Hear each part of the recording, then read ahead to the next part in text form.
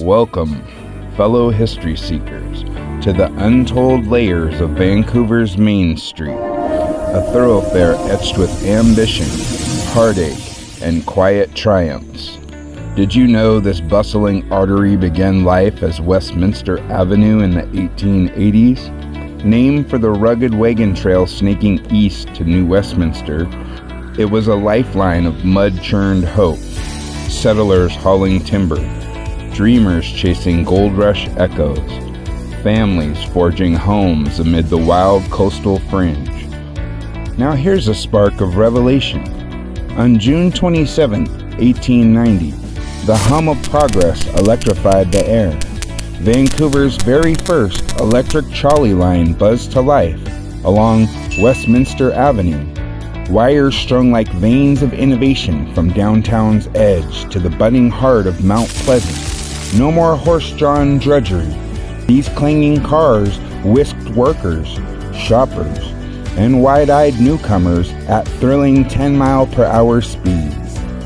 It wasn't just transport. It was a promise of connection in a frontier town still licking its wounds from the Great Fire of 1886. Now let's take a peek behind the bricks. Each whispers personal tales of merchants who fed dreams, workers who fought for dignity, and visionaries who poured concrete with poetry. First, in 1892, amid the post-fire frenzy, the J.W. Clark Building rose at 2313 Main Street. It's the oldest commercial building in Vancouver, a humble two-story wooden sentinel with a boomtown facade. James F. Clark, a tenacious grocer from Ontario roots, poured his life savings into this venture. From 1892 to 1897, his shelves brimmed with tinned goods and fresh produce, sustaining Mount Pleasant's earliest families as they planted roots in what was little more than a logging outpost. By 1903, enlightenment flickered brighter with the Carnegie Library at 401 Main Street. Steel magnate Andrew Carnegie, that Scottish immigrant turned philanthropic titan, donated $50,000, a fortune then, for a library to democratize knowledge. Local architect W.H. Birmingham crafted its sturdy brick edifice, a beacon shouting, "Learning belongs to all." But here's the human heartbeat. In 1935, during the Great Depression's cruel grip, this haven became ground zero for raw defiance. 800 unemployed men fleeing brutal federal relief camps of forced labor and isolation stormed the Carnegie Building in a daring occupation, led by fiery organizer Arthur "Slim" Evans. They barricaded the doors, penned manifestos, and broadcast pleas for fair wages via hidden radios.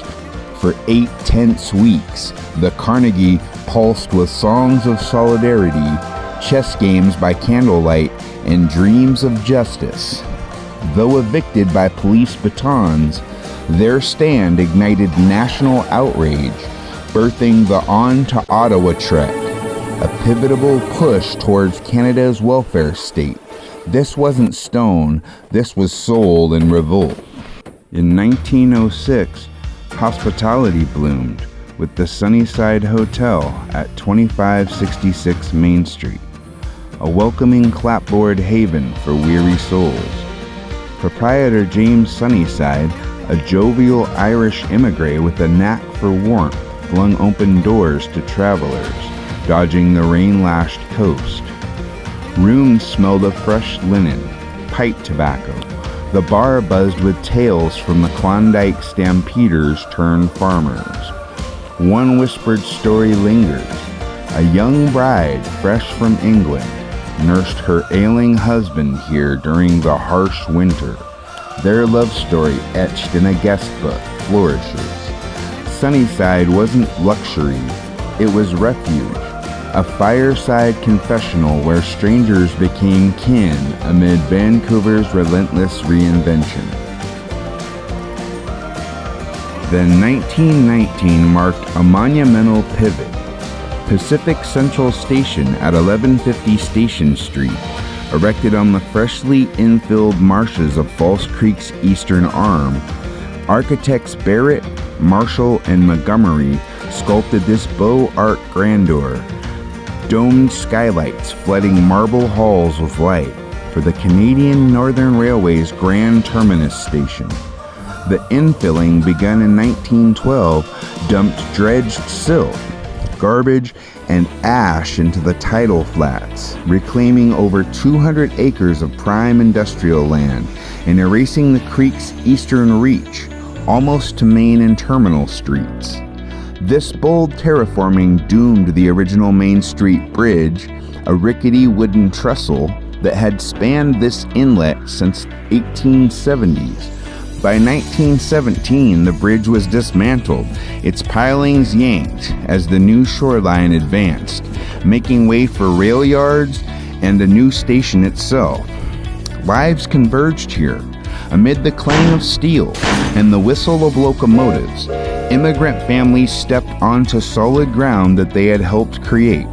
Porters balancing trunks and futures, soldiers boarding for distant fronts. Expo 1986 later turned the site into a World Fair gateway, but those first arrivals walked on land born of ambition and landfill.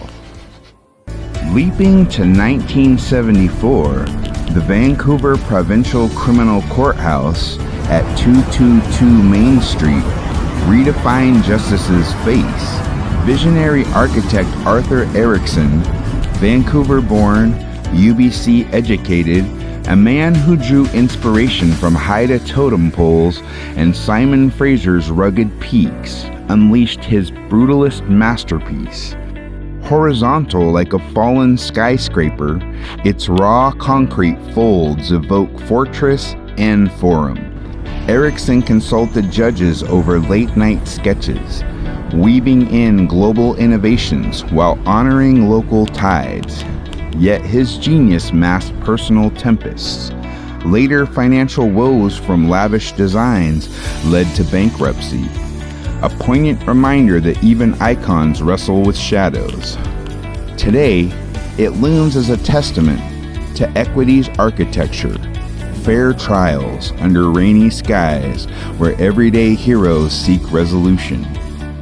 From electrified wires to occupied halls, infilled creeks to concrete confessions, Main Street reveals Vancouver not as a postcard gloss, but as a tapestry of resilient hearts.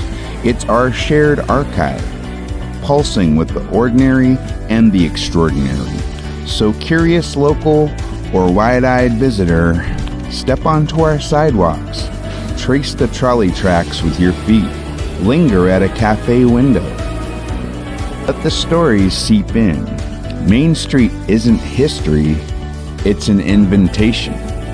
Come uncover your chapter. Vancouver awaits.